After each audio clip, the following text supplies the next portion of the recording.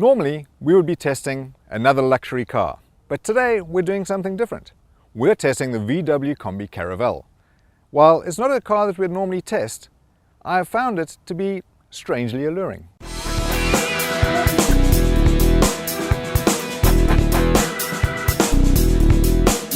With the VW Caravelle, you know exactly what you're getting.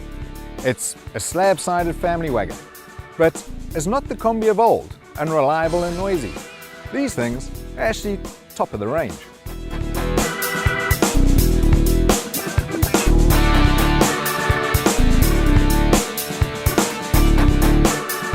I have to be honest, when I first got into this car, I wasn't expecting much. I didn't think it was going to be a dynamic, exciting drive. And honestly, it isn't. What it is comfortable and spacious and easy.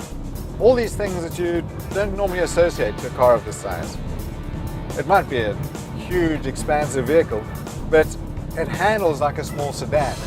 The power steering is very well weighted. The performance is surprisingly lively and spirited. And you have space for an entire team of family or rugby mates. It would be great as a tour guide's car, and hence the reason so many of them are sold into that industry. It just really is a phenomenal car for viewing game or touring, and it has incredible manners on the road. You're not going to throw it hard into corners and drive it like a lunatic, but then it isn't built for that.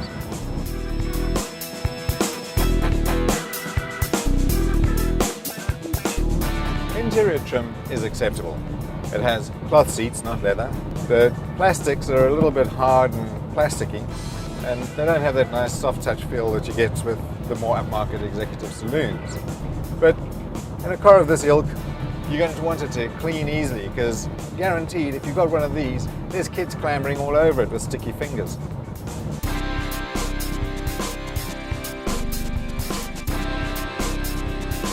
The performance, as mentioned, is surprisingly spirited and lively, and the only one complaint I do have is the gearbox. Not that it changes with a clunk or it's uncomfortable, it's just that it's too easy to slip the gear lever into the sport position when trying to engage the drive. The multi-function steering wheel has all the usual suspects with controls, volume, mode, onboard computer, and once again, nothing exciting.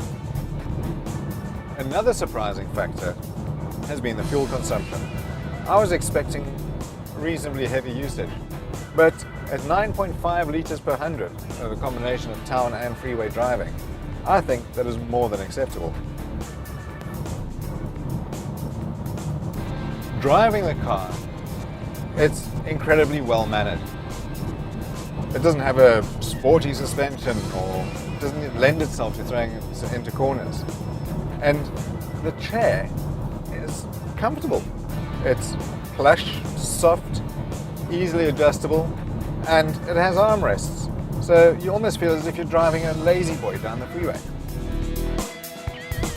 One of the nice things about driving this car is the all-round visibility. There are acres of glass that surround you, and everybody has a window seat. The view from the driver's seat is nothing short of exceptional. There's this massive widescreen panorama that you just drink in as you drive. Having been somewhat reluctant to test this car, I've been pleasantly surprised on many levels. I think it's an easy drive and incredibly practical. The practicality of the two opening doors can't be overstated. And as a family vehicle, this has no equal. And if you do buy one, you'll be following in a long South African tradition of families owning the Kombi, as long as you have David Cromer in your CD loader.